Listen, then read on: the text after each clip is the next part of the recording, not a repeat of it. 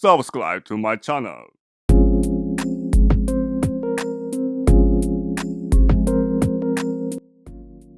पुराने ज़माने की बात है। किसी गांव का चौधरी बड़ा लालची था। लालच ने इसकी अक्ल पर पर्दा डाल दिया था और किरदार और इखलाक इंतहाई नीचे दर्जे का हो गया था। वो गांव के किसी भी शख्स के पास कोई भी कीमती चीज़ देखता तो इसे किसी भी तरीके से हथिया लेता। गांव वाले इसके रवैये से तंग आ चुके थे। उन्होंने कई बार गांव के काजी और मस्जिद के पेशे इमाम से भी शिकायतें की, जिनकी बातें चौधरी बड़े गौर से सुनता था, लेकिन इनको मानने और अमल करने पर बिल्कुल तैयार ना होता था। अगर इसे मालूम हो जाता कि किसी के पास अच्छी नस्ल की गाय, भैंस या बकरी, यहाँ तक कि मुर्गी ही क्यों ना हो, वो है तो वो बेचारा इससे महरूम ही हो जाता।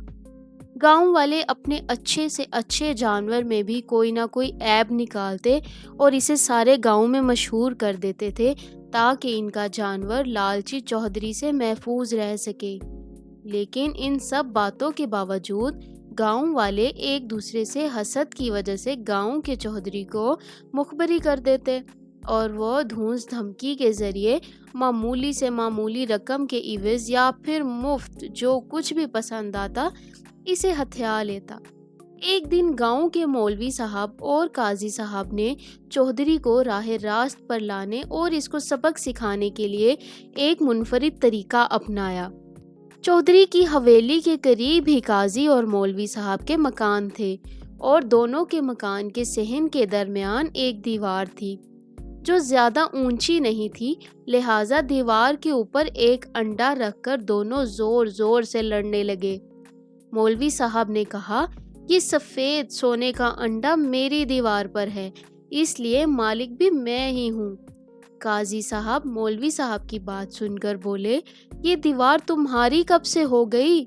मुर्गी भी मेरी, दीवार भी मेरी, सोने का अंडा मेरी मुर्गी का है, इसलिए मालिक भी मैं ही हुआ। मौलवी साहब ने जवाब में कहा, चलो मान लेते हैं कि मुर्गी तुम्हारी है जो रोज एक सोने का अंडा देती है, मगर आज इसने मेरी दीवार पर अंडा दिया है, इसलिए ये अंडा मेरी मलकियत हुआ। जब काजी और मौलवी की लड़ाई की आवाजें चौधरी ने सुनी तो वो भागम भाग आ पहुंचा, लेकिन जब दीवार पर रखा एक आम सा अंडा देखा तो हैरत ज़दा रह गया।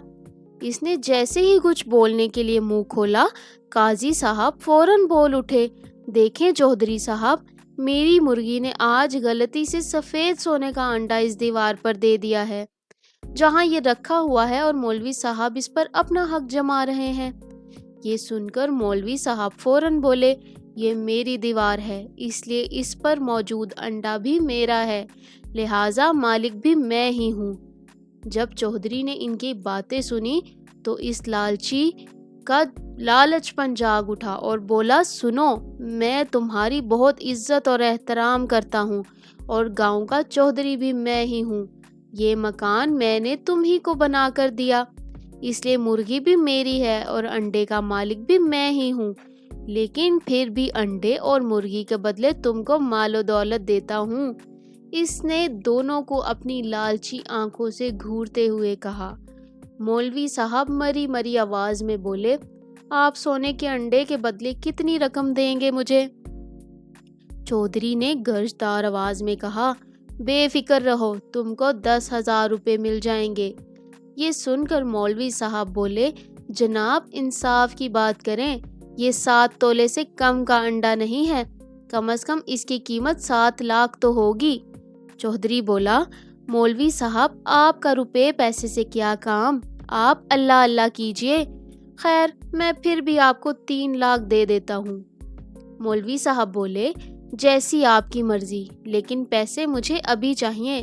ये सुनकर चौधरी भागा भागा गया और एक थैली उठा लाया और बोला, मौलवी साहब पूरे 3 लाख हैं, अब आप बीच से हट जाएं, अब काजी का और मेरा मामला है। काजी साहब ने जब चौधरी की बात सुनी तो बोले, ये मेरी मुर्गी का अंडा था और सौदा आपने मौलवी साहब से कर लिया। चौधरी ने कहा, ठीक है काजी साहब, हम आपसे भी सौदा कर लेते हैं, اس کے باوجود کہ سونے کا انڈا دینے والی مرغی بھی ہماری ہی ہے۔ قاضی صاحب بولے، وہ روزانہ ایک سونے کا انڈا دیتی ہے، اس کی کیا قیمت لگائیں گے؟ تقریباً 7 لاکھ روپے کا ایک انڈا ہے۔ چودھری بولا، تم میرے گاؤں میں رہتے ہو، میری زمین پر رہتے ہو، پھر بھی ایسی باتیں کرو گے؟ قاضی صاحب نے کہا، یہ مکان میرے باپ دادا کی ملکیت ہے، اس کی زمین میری ہے، میں اس کو چھوڑ کر چلا جاؤں گا، لیکن یہ مرغی کسی کو نہیں دوں گا۔ ذرا حساب لگائیے، ایک ماہ میں کتنے لاکھ ہوتے ہیں اور ایک سال میں کتنی رقم بنی؟ چودھری بولا، تم میری اجازت کے بغیر گاؤں سے گئے تو میں تمہیں جان سے مار دوں گا۔ قاضی صاحب نے کہا، میں اس سے پہلے ہی مرغی کو مار دیتا ہوں۔ قاضی کی بات سن کر چودھری بولا، ٹھہرو ٹھہرو، ایسا مت کرنا، میں تم سے سودا کرتا ہوں۔ قاضی صاحب نے کہا، تم نے ساری رقم تو مولوی کو دے دی، جبکہ مرغی تو انڈے سے لاکھ گنا زیادہ قیمتی ہے۔ یہ سن کر چودھری نے کہا، تم یہیں ٹھہرو، میں ابھی اپنی زمینوں اور حویلی کے کاغذات لے کر آتا ہوں۔ تھوڑی ہی دیر بعد چودھری چند آدمیوں کے ساتھ کاغذات لے کر آ گیا، اور ساتھ ہی قاضی صاحب بھی مرغی بغل میں دبا کر اس کی گردن پکڑے کھڑے تھے۔ چودھری نے غصے سے دیکھتے ہوئے کہا، قاضی صاحب، مرغی کی گردن سے ہاتھ ہٹاؤ۔ قاضی صاحب بولے، تم اپنے ساتھ مجھے مارنے کے لیے آدمی لائے ہو، اس سے پہلے کہ تم مجھے مارو میں مرغی کو ہی مار دیتا ہوں۔ چودھری نے کاغذات دیتے ہوئے کہا، تم غلط سمجھ رہے ہو، میرے اور تمہارے درمیان ہونے والے معاہدے پر بطور گواہ دستخط کریں گے یہ لوگ، کیا پتہ تم بعد میں مکر جاؤ۔ اس طرح چودھری اور قاضی صاحب کے درمیان معاہدہ طے ہو گیا، جس پر گاؤں والوں اور مولوی صاحب نے بھی دستخط کیے۔ چودھری سفید انڈا دینے والی مرغی حاصل کر کے بہت خوش تھا، اور وہ انڈا لے کر فوراً شہر کی طرف روانہ ہو گیا۔ قاضی صاحب نے گاؤں والوں کے نام زمین کی رجسٹری کروا دی۔ جب کچھ دنوں بعد چودھری گاؤں واپس آیا تو غصے میں چلانے لگا، تم دونوں نے میرے ساتھ دھوکہ کیا ہے، میں تم کو نہیں چھوڑوں گا۔ یہ سن کر قاضی اور مولوی صاحب کے ساتھ موجود گاؤں والے مسکرانے لگے۔ اس طرح گاؤں والوں کو چودھری کے ظلم سے نجات مل گئی۔ ایک زمانہ بیت گیا، لیکن اس کے باوجود آج بھی گاؤں میں سفید سونے کا انڈا دینے والی مرغی کی کہانی بڑے ذوق و شوق سے سنی جاتی ہے۔ Thank you for watching.